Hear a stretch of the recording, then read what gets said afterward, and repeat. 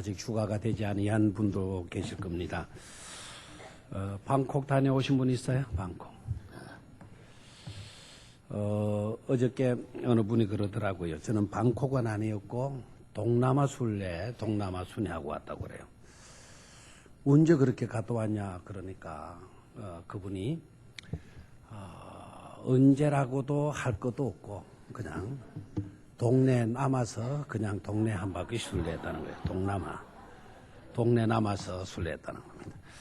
오늘도 하나님을 예배하는 여러분들 위해 하나님의 크신 은총과 하나님의 놀라운 능력과 복이 충만할 수 있기를 축원합니다.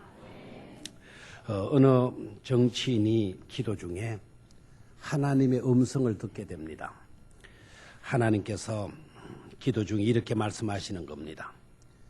네가 비 오는 날 우산도 쓰지 말고 속옷만 입고 대로에 나가 서 있으면 네가 계시를 듣게 될 것이다 하는 말씀을 들려주셨어요. 그래서 이 정치인은 비 오는 날을 기다렸다가 우산도 쓰지 않고 속옷만 입고 주룩주룩 비를 맞으면서 대로에 나가 서 있었습니다. 그런데 아무리 기다리도 어떤 소리도 들리지 않는 겁니다. 그래 참다 못하고 하나님께 따졌습니다. 하나님, 비 오는 날 우산도 쓰지 않고 속옷 바람으로 대로에 나가 서 있으면 계시를 들려주신다고 하셨잖아요. 그런데 계시는 들리지 않고 내가 서 있는 동안 왠지 모르게 바보 같은 느낌만 들었습니다. 그러는 거예요. 그때 하나님께서 이렇게 말씀하셨습니다. 그러냐? 네가 바보라는 느낌을 받았다면 네가 계시를 제대로 받은 것이로구나 라고 말씀을 하셨다 그래요. 표정이 없는 분은 여전히 있군요. 상상대로 1부에도 있었고 2부에도 있었고 3부에도 있었습니다. 하나님의 계시를 제대로 받게 되면 우리는 부족한 모습으로 드러나게 될 줄로 믿습니다. 바보가 따로 없는 바보가 바로 나였구나 하는 그런 깨달음을 가지게 될 겁니다. 그러나 오늘은 바보가 계시를 받고 바보가 말할 수 없는 하나님의 복을 받은 깊이 있는 이야기, 사실 그 이야기가 남들의 이야기가 아니라 우리들의 이야기일 수도 있는데 오늘 그 우리들의 이야기를 함께 나누고 싶습니다. 자, 우리는 참 바보인 경우가 많아요. 어리석음이 많아요. 첫 번째는 어리석음이 있기 때문에 바보이기 때문에 뭐가 뭔지를 제대로 분별 못한다는 사실이에요. 분별 못하는 거예요. 도무지 이것인지 저것인지 제대로 판단이 안 되는 겁니다. 그런 부족함이 우리에게 있고 또 우리가 바보이다 보니까 어떻게 살아야 될지 믿음으로 살아야 될지는 알겠는데 믿음으로 산다라는 게 그게 구체적으로 어떤 것을 의미하는 것인지 내 삶의 방향길을 제대로 잡아야 될 줄은 알겠는데 그 삶의 방향길을 어떻게 내가 제대로 잡을 수 있는지 거기에 대해서 우리가 무지해요. 바보예요, 어떻게 보면. 또 하나는 우리에게 주어진 놀라운 은혜도 있고 특혜도 있고 누릴 수 있는 엄청난 축복들이 있는데도 불구하고 그 축복들을 누리지 못한다는 거예요. 축복이 주어지지 않아서 누리지 못한다면 누가 뭐라고 하겠어요? 축복을 받지 못했는데. 근데 축복을 받았음에도 은혜를 입고 있으면서도 놀라운 사랑을 받고 있으면서도 그것을 깨닫지 못해서 누리지 못하고 지나가는 경우들 얼마나 많은지 몰라요. 우리 인간은 그래서 바보인 것 같아요. 오늘 그래서 이와 같은 무지함에서 저와 여러분들이 좀 벗어날 수 있게 되기를 축원합니다. 자, 그래서 첫 번째 혼돈에서 벗어나기입니다. 혼돈에서 벗어나기. 신앙생활을 하다 보면 부딪히게 되는 혼돈이 있어요. 혼돈, 그리고 갈등의 문제가 있어요. 우리만 그런 것이 아니더라고요. 성경에서 보니까 정말 믿음으로 훌륭했던 분들, 선지자나 제사장이나 할 것 없이, 위대한 지도자 할 것 없이 혼동에 빠지고 그래서 갈등하는 경우들이 많이 있더라고요. 하박국 선지자가 얼마나 믿음 좋은 선지자입니까? 근데 그에게도 혼동이 있었어요. 이 뭐가 뭔지 모르겠다는 거예요. 이 갈등이 있어. 왜 믿음으로 살려고 하는 사람들에게는 이런 어려움이 따르고, 믿음으로 살지 않고 아무렇게나 살고 함부로 살고 못된 짓 해가면서 살고 악하게 살아가는 사람들은 왜 저렇게 잘 되느냐는 거죠. 뭐가 뭔지 모르겠다는 거예요. 그래서 갈등한다. 하박국의 고민이잖아요. 욥은 어때나? 욥 정말 동방의 의인이잖아요. 동방에 그만큼 믿음으로 잘 산 사람은 없다라는 거예요. 일찍이 새벽 제단을 쌓았던 인물이 욥 아닙니까? 그래 뜻밖의 고난을 당하게 돼요. 말할 수 없는 고난에 빠지게 되어지면서 일어나는 갈등은, 하나님, 내가 왜 이런 고난을 당하는 겁니까? 제가 하나님 앞에 잘못한 것이 있고 이런 고난을 당하는 것이라면 나 얼마든지 수용할 수 있겠습니다. 재산 없어지는 거, 내 건강 약해진 거, 내 자녀들 다 죽어버린 거 얼마든지 수용할 수 있겠다. 친구들이 와서 위로해 준다라는 게 오히려 가시가 되잖아요. 오히려 네가 잘못한 게 있기 때문에 이런 벌을 받는 거야. 그 잘못한 것을 찾아서 회개해. 욥이 아무리 찾아봐도 잘못한 게 없단 말이에요. 거기서 오는 갈등과 혼돈은 이루 말할 수 없었던 것 아닙니까? 신앙의 훌륭한 인물들, 믿음으로 정말 잘 살았던 사람들도 갈등하는 경우, 혼동하는 경우가 있다는 거예요. 그 중에 빼놓을 수 없는 중요한 하나가 바로 뭔고 하니까 하나님의 섭리인가 나의 믿음인가 하는 문제예요. 이 빼놓을 수 없는 아주 중요한 혼동과 갈등을 일으킬 수 있는 그런 문제예요. 여러분, 믿음이 중요해요? 중요치 않아요? 믿음이 중요하죠. 믿음이 필요해요? 필요치 않아요? 필요해요. 믿음이 중요치 않다, 믿음이 필요치 않다라고 하는 사람은 어떻게 보면 저주받은 사람이에요. 여러분, 온갖 것을 다 모른다 하더라도 믿음만은 가져야 돼요. 믿음만은 필요해야 돼요. 이와 같이 깨달아지고 이와 같은 그 필요성을 느끼고 있는 사람이라고 한다면 여러분들의 현실이 어떠하든지 간에 여러분들은 축복받은 사람이에요.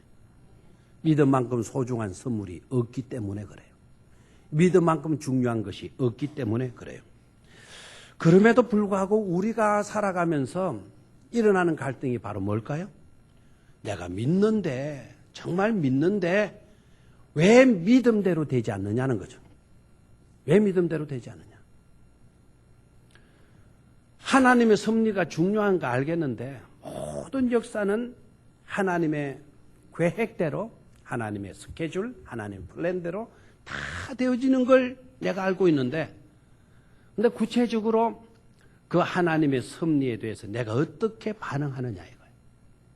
그래서 하나님의 섭리가 중요한 줄 알지만 하나님의 섭리에 따르지 못하고 있는 우리들의 삶, 여기에서 비롯되는 여러 가지 혼돈, 여기에서 비롯되는 갈등, 심각한 문제가 아닐 수가 없습니다. 믿음이 중요해요. 그러나 오늘 여러분들이 분명히 깨달아야 할 것은 믿음이 중요하긴 하지만 하나님의 섭리보다는 중요치 않다. 믿음이 필요하다는 없는 것이 아니죠. 믿음이 필요하지만 우리의 믿음은 철저하게 하나님의 섭리를 기본으로 하는 우리의 믿음이어야 된다라는 거예요. 하나님의 섭리에 서 있지 아니한 우리의 믿음은 가식된 믿음일 수가 있고요. 그것은 그릇된 믿음, 온전치 못한 믿음일 수가 있어요. 그 믿음을 한마디로 우리가 정의한다면 그것은 믿음이 아니라 그것은 당신의 신념일 뿐이라는 사실이에요. 신념을 가지고 나는 믿음으로 여기고 있는 거죠. 신념하고 있는 것을 나는 100% 믿고 있는 것으로 이렇게 착각하고 있는 겁니다. 성경은 믿음대로 된다 라는 말이 나와야 안 나와요? 우리는 지금까지 믿음대로 됩니다. 믿기만 하십시오. 그런 인식을 갖고 있어요. 왜 그런가 하니까 그런 말을 많이 들었기 때문에. 또 우리 주님께서도 실제적으로 그렇게 말씀하셨기 때문에 그래요. 할 수 있거든이 무슨 말이냐? 믿는 자들에게는 넘지 못할 일이 없느니라고 우리 주님께서 말씀해 주셔서 믿기만 하면 무엇이든지 할 수 있는 것으로 우리가 그렇게 여겨온 거예요. 그래서 정작 믿었어요. 믿는다고 고백했어요. 그런데 실제적으로 믿음대로 되지 않는 거예요. 그래서 우리가 혼돈한 겁니다. 아, 이럴 수가 있나? 이럴 수가 있나? 성경이 거짓말하는 것은 아니냐? 성경을 읽어보면 네가 믿느냐? 예 믿습니다. 이 믿음대로 될지어다. 라고 우리 주님께서 말씀하시니까 병자들이 일어나고 죽은 자도 살아났고 막 모든 일들이 엄청난 기적으로 나타나는데 근데 왜 나는 아니냐는 거죠. 나는 믿는데 왜 나에게는 이루어지지 않느냐는 거죠. 여기에서 우리가 갈등하는 거 아닙니까? 여기에서 우리가 혼돈하고 있는 것 아닙니까? 자, 그렇다면 그 믿음이 뭐냐는 것을 생각합시다. 하나님의 섭리가 뭔가라는 것을 생각해야죠. 믿음입니까? 여러분의 신념입니까? 예를 들어 봅니다. 입시를 앞두고 있는 자녀들, 그 자녀들 둔 부모들, 아이들을 위해서 기도하죠. 내 아들이 서울대학교에 입학할 줄 내가 믿습니다. 믿음대로 될지어다 라고 말씀을 하셨기 때문에 나는 내 아들이 100% 서울대학교에 합격할 줄 믿습니다. 0.01%도 의심하지 않았어요. 발표 날에 됐어요. 합격했으면 얼마나 좋았겠어요. 근데 합격자 명단에 내 아이의 이름이 나오지를 않는 겁니다. 하나님 100% 나는 믿었는데 이게 어떻게 된 겁니까? 믿음대로 된다고 하셨는데 내가 100%안 믿는 것 아닙니다. 0.1% 내 아들이 떨어지리라고 하는 것은 의심하지 않았습니다. 왜 믿음대로 되지 않는 것입니까? 갈등하잖아요. 교회를 나가야 되나 나가지 말아야 되나? 기도해야 하나 기도하지 말아야 되나? 갈등하지 않습니까? 사업하시는 분들. 이 사업을 하면 어떻게 될까 불안해요. 믿음을 가지라고 말씀을 듣고 믿음을 가지. 나는 이 사업을 하면 100% 성공할 거다. 이 사업의 터전이 번성하게 될 거다. 번성하는 것을 영상으로 내 머릿속에 그리는 거예요. 내 사업 터전에, 내 사업 자리에, 내 회사의 출입문에 덤프트럭이 내 회사에서 생산되는 물건을 막 싣고 줄줄이 나가는 그런 모습을 연상을 하는 거예요. 만들기만 하면 그대로 팔려나가는 거예요. 100% 믿고 100% 확신하고요. 그 영상으로 그리고 있어요. 그런데 사업을 벌리자마자 물건을 생산해 놨는데 팔리질 않은 겁니다. 2달도 못 가서 부도 나버렸어요. 어떻게 된 겁니까? 믿음대로 다 된다 그러나. 의심하지 않으면 반드시 이루어진다라고 주님께서도 말씀을 해 주셨는데 왜 이루어지지 않고 부도 나는 겁니까? 여기에서 일어나는 갈등, 여기에서 일어나는 혼돈에 우리가 사로잡히잖아요? 왜 이렇게 되는 것이죠? 여기서 우리는 다시 겸손하게 들어가 봐야 돼요. 그것이 나의 바람이었느냐? 그것이 진정 나의 신앙이었느냐? 아니면 나의 신념이었느냐? 내가 그렇게 되어졌으면 좋겠다라고 여기는 그와 같은 것에서 비롯된 하나의 믿음이지 않았느냐? 그것은 신념이죠. 신념. 나의 바람이었죠. 하나님의 섭리는 아닐 수 있잖아요.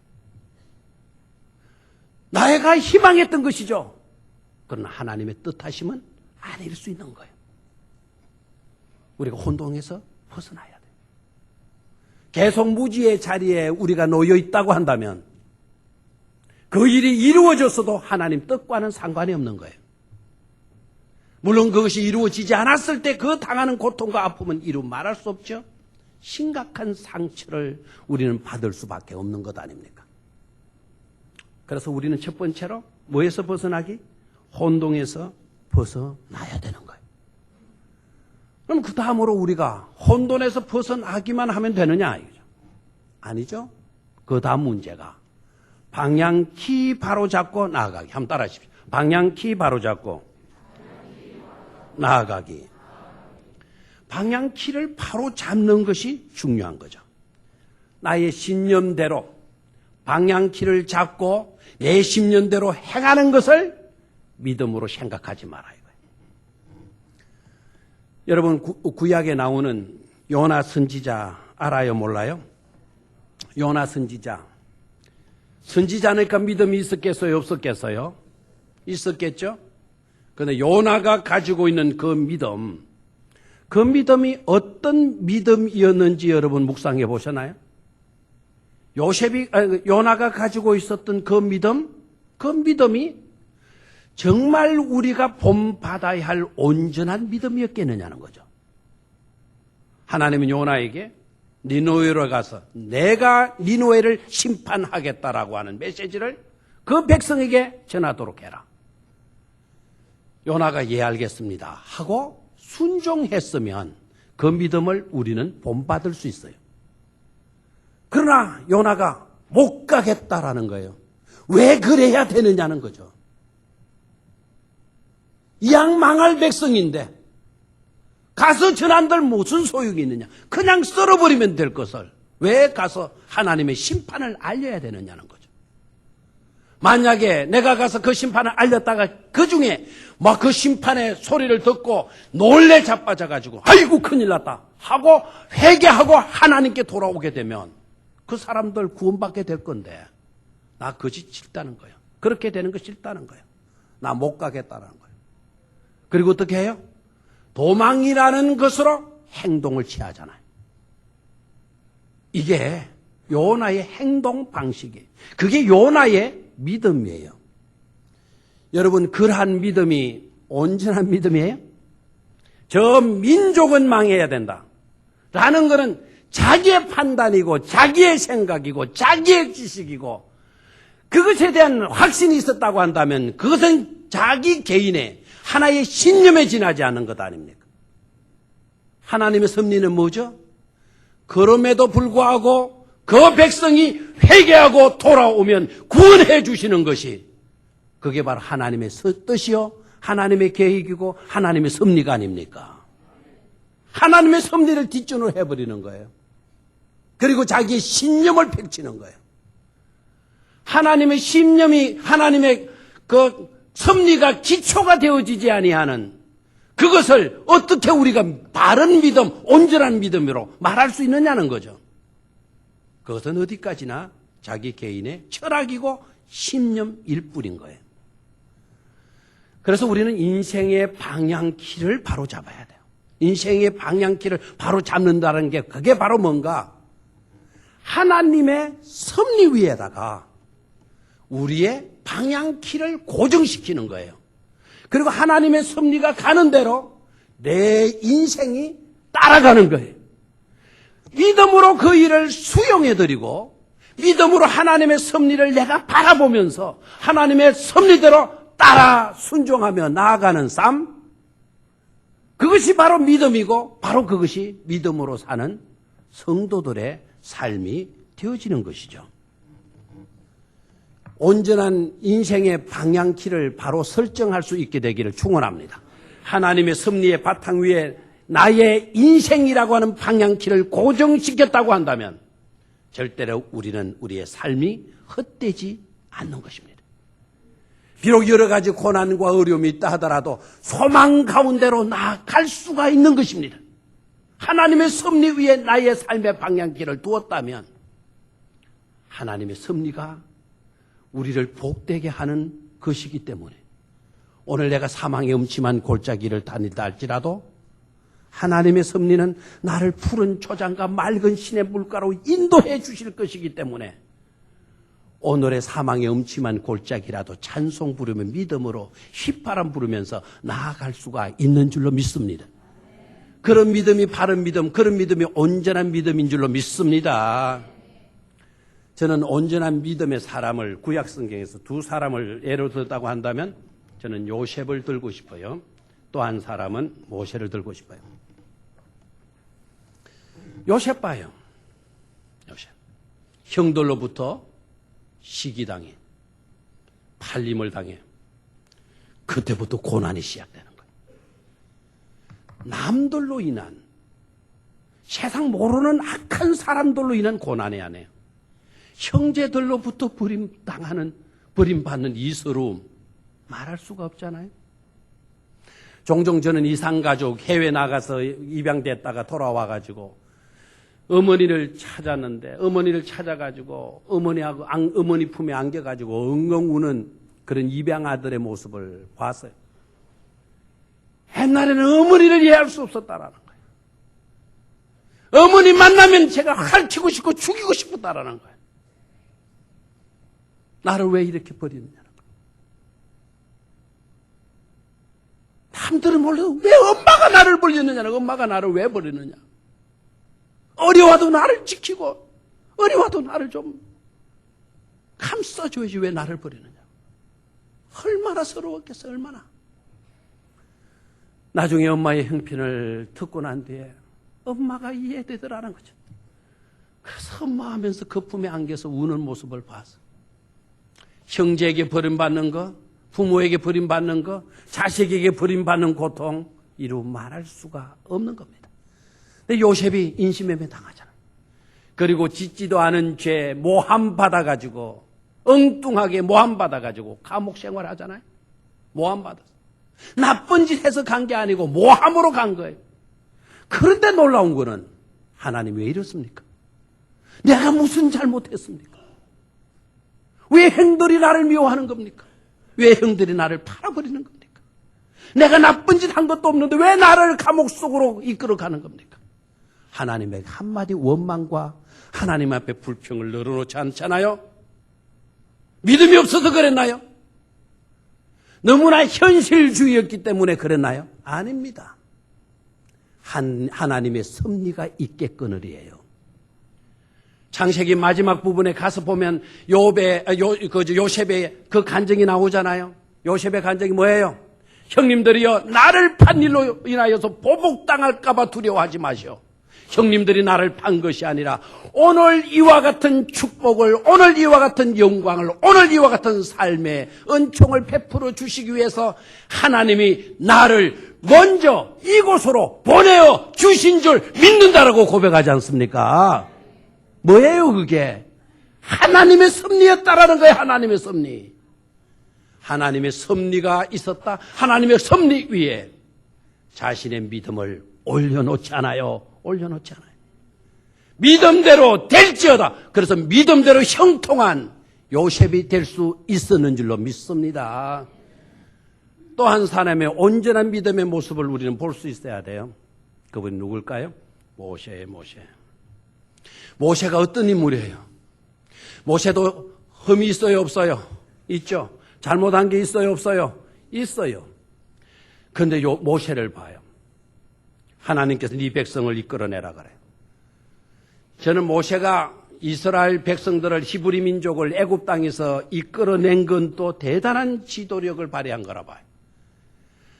어디 여러분 한 사람 데리고 나오기도 쉬운 겁니까? 두세 사람 이끌어 나오기도 어려워요. 10대 사람 데리고 다니는 것도 어려워요. 100사람 데리고 인솔하에서 가면 어려워요. 그것도 어려워요. 100사람 정도입니까? 1000사람 정도입니까? 10,000사람 정도입니까? 10만 명 정도 되는 정도입니까? 정확하게 120명에서 200만 되는 민족을 한 사람이 이끌어내잖아요. 어떻게 그렇게 할 수 있어요? 위대한 지도력. 이끌어낸들 뾰족한 수가 있나요? 홍해가 가로 놓여져 있어요. 광야에서 뭘 먹어요? 뭘 어디에서 마셔요? 한두 가지의 고난이 아니잖아요. 그 한두 가지의 고난이 아니지만 그 모든 것을 믿음으로 극복해 나가요. 이따금씩 모세가 원망한 적도 있어요. 백성들을 미워한 적도 있어요. 여러분, 그것 때문에 모세를 평가절하 하지 마시라고요. 얼마나 뛰어난 점이 많아요.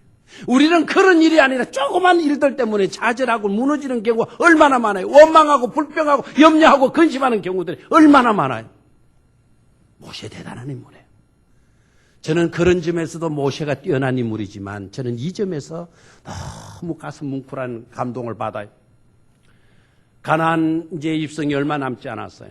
그 입성한 자리에 하나님은 모세에게 비스가 산으로 올라가라 그래. 그리고 동서남북을 바라보라 그래. 모세가 동서남북을 바라보라. 모세야, 네가 서 있는 서편 쪽을 바라보라. 모세가 서편을 바라보는 거예요. 저기에 흐르는 강이 요단강이고 저 요단강 건너편이 내가 너희에게 약속한 가나안 복지다라는 거예요. 눈앞에 가나안 복지가 펼쳐지고 있는 거예요. 눈이 번쩍 뜨리겠죠. 와, 이것이로구나. 눈앞에 있구나. 이제 다 됐구나. 이제 다 됐구나. 막 그런 감동과 감격에 사로잡혀 있을 순간에 하나님께서 다시 모세를 부릅니다. 모세야, 네가 바라보는 저 가나안 복지를 너는 바라볼 수는 있어도 너는 들어갈 수 없다. 네가 오늘 보는 곳으로 끝이다. 너의 사명은 이곳까지다 라고 말하는 거예요. 너무 원통하잖아요. 모세의 마음이 얼마나 섭섭했겠어요. 우리 같으면 완전히 무너졌을 거예요. 완전히. 이게 뭡니까? 남들은 몰라도 저는 들어갈 수 있어야 되지 않습니까? 이게 뭡니까? 막 원망하고 따지고 나왔을 것 같아요. 그런데 모세가 아무런 불평도 하지 않아요. 하나님의 섭리가 여기까지라고 한다면 내가 들어가고 싶어도 꿈에도 소원이 그곳이었다 하더라도 하나님의 섭리를 수용해 드리잖아요. 그게 믿음 아닙니까? 그게 온전한 믿음이라는 것을 깨닫기를 축원합니다.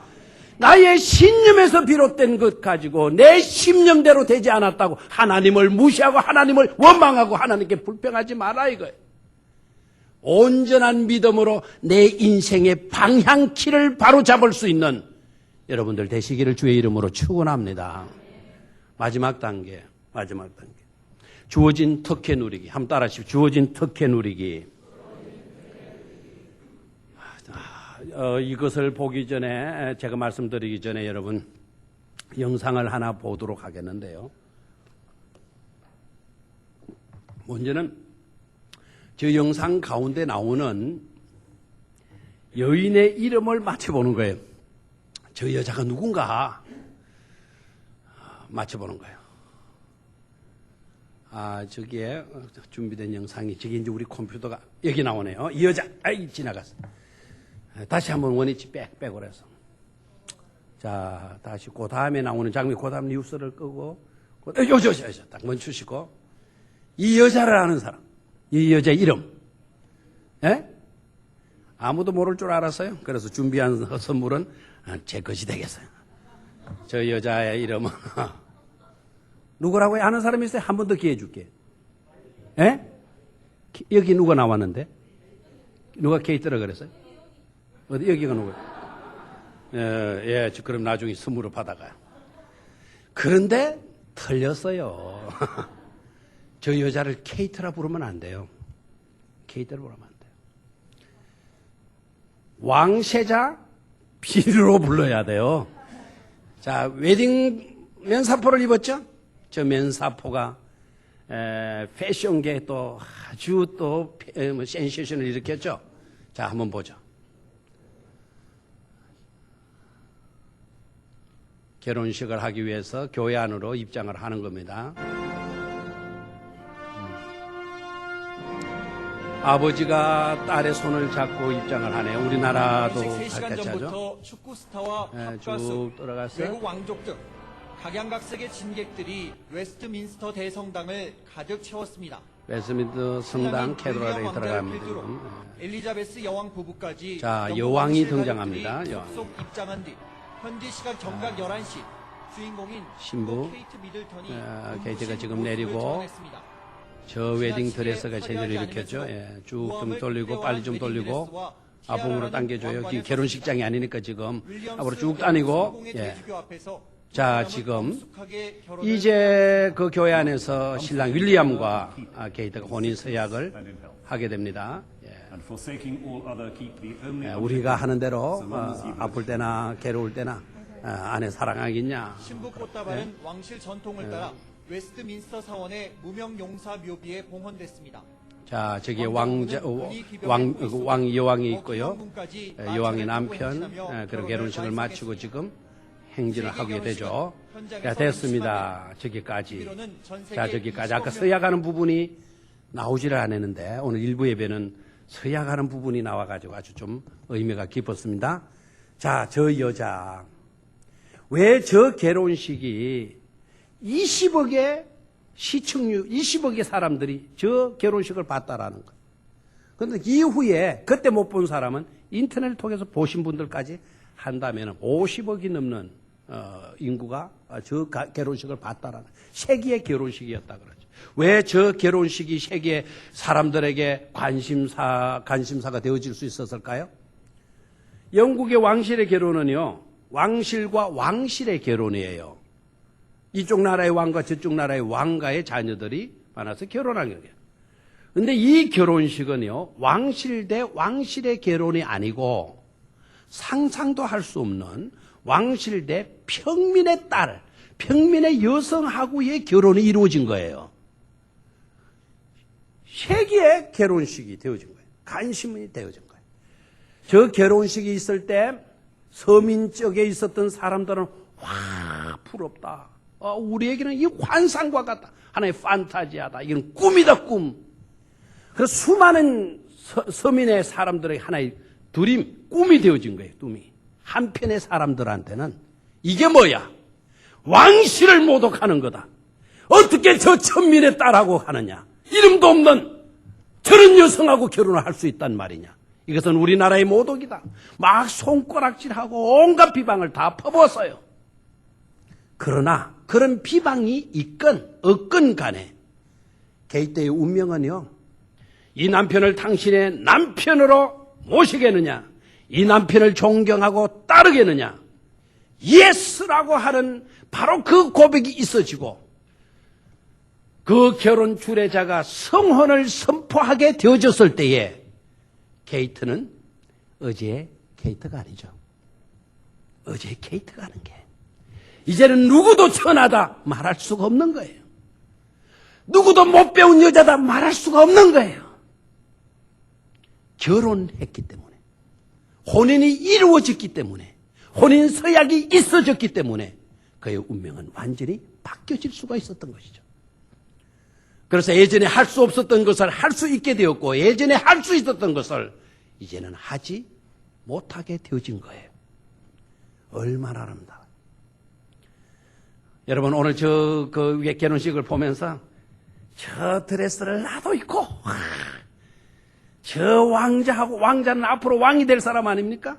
그 왕이 되어지는 분의 부인이 되어져서 살아봤으면 저 푸른 초원 위에 구름 같은 집을 짓고가 아니고 저 영실 왕실 속에 나도 저렇게 한번 생활해봤으면 아마 꿈꾸는 사람이 있을 거예요. 여러분, 그런 날이 설사 우리에게 오지 않는다 하더라도 절대로 실망하지 마십시오. 저것보다 더 위대한 일이 우리에게 이미 이루어졌잖아요. 예수 그리스도가 그 모든 일을 완성해 주셨잖아요. 내가 천한 사람이라도 이 모습 가지고는 아무런 자격도 얻을 수 없지만 예수 그리스도의 보혈의 피로 나를 씻어 주셨기 때문에, 정결하게 해 주셨기 때문에 주님의 신부가 되어질 수 있는 줄로 믿습니다. The kingdom of God, 하나님의 나라의 왕국에 우리는 왕자가 된 겁니다. 영접하는 자 곧 내 아들의 이름을 믿는 자들에게는 하나님의 자녀가 만왕의 왕이신 하나님의 자녀가 되는 권세를 주셨느니라 말씀하셨잖아요. 저는 왕자입니다. 여러분들도 왕자입니다. 물론 여자들은 빼고. 저는 왕자이고 우리 여성 여러분들은 뭡니까? 하나님의 공주예요. 공주. 아멘입니까? 주님은 우리들은 뭐라고 이야기했나요? 너희들은 내 신부다라고 이야기해 주셨잖아요. 윌리엄의 신부가 아니고 예수 그리스도의 신부가 바로 누구입니까? 우리 아닙니까? 아니, 아멘입니까? 하나님의 섭리가 바로 뭡니까? 우리의 구원에 있는 거예요. 하나님의 섭리가 뭡니까? 우리를 사랑하시는 거예요. 하나님의 섭리가 뭡니까? 하나님의 유업을 받아 누리는 거예요. 그 섭리 위에 우리의 믿음을 올려놓으시라 이거예요. 그래 되면 은혜와 복을 누리게 될 줄로 믿습니다. 철저하게 하나님은 죽이는 하나님이 아니시고 살리는 하나님이십니다. 히브리 민족을 그렇게 괴롭혔던 니누의 아수르 나라이지만 그들이 심판의 메시지를 듣고 회개하고 죄 가운데 놓이게 되니까 하나님은 그들을 구원해 주셨어요. 현장에 가나마다 끌려온 여인, 모세의 율법은 때려 죽어야 된다라고 되어져 있지만 그 현장에 서 있는 우리 예수님은 그녀를 죽이려고 하신 분이 아니라 그녀를 살리기 위해서 서 계시고 앉아 계신 주님이셨음을 깨닫기를 축원합니다. 세상 법에도요 살리는 법이 있더라고요. 살리는 법. 법정시효라는 것을 두고 있더라고요. 3년, 5년, 10년, 15년 두고 있더라고요. 그 법정시효 기간 동안에 붙잡히지 않으면 사는 거예요. 잡아가지 못하더라고요. 그런데 법정시효가 끝났었는데 저 사람 죄인이라고 손가락이 비방하게 되면 비방하는 사람이 명예훼손죄로 끌려가더라고요. 조심하셔야 돼요. 예? 세상 법에도 그렇더라고요. 하나님의 법은 어떠한 줄 알아요? 하나님의 법은 구약의 모세의 법이 통하고 있을 때 이미 그때도 하나님은 살 길을 열어주시더라고요. 도피성이 왜 생긴 거예요? 살리는 하나님의 뜻을 도피성을 통해서 나타내 보이시고 계신 줄로 믿습니까? 무슨 죄를 지었든지 그 도피성 속에 들어가서 숨으면 누구도 잡아갈 수 있어요? 없어요? 없죠. 여러분, 영원한 도피처는 예수 그리스도이신 줄로 믿습니다. 누구든지 주님에게로 나오게 되면 우리는 의인이 되어져서 하늘 축복을 누릴 수 있는 왕비가 되는 줄로 믿습니다. 세자빈이 되어지는 줄로 믿습니다. 한번 크게 따라하시기를 바랍니다. 나는 사랑받는 자녀다. 나는 하나님의 걸작품이다. 나는 용서받았다. 나는 그리스도 안에서 구원받았다. 나는 신바람 나면 가면 갈수록 큰 소리 해야 돼요. 나는 그리스도 안에서 이전의 내가 아니다. 아멘. 그리스도 안에서 이전의 우리가 아니에요. 과거로 가지 마십시오. 그리스도 밖으로 나가지 마십시오. 그리스도 안에서 우리의 모습을 발견하세요. 그리스도 안에서는 나는 성자입니다. 그리스도 안에서는 나는 의인입니다. 그리스도 안에서는 나는 복받은 사람입니다. 그리스도 안에서는 희망이 있는 사람입니다. 그리스도 안에서는 우리의 앞날은 희망찬 찬란한 영광의 세계가 기다리고 있는 줄로 믿습니다. 그 은혜 그 특혜 누릴 수 있는 우리 병영교회 성도들이 다 되시기를 주의 이름으로 축원합니다. 하나님 아버지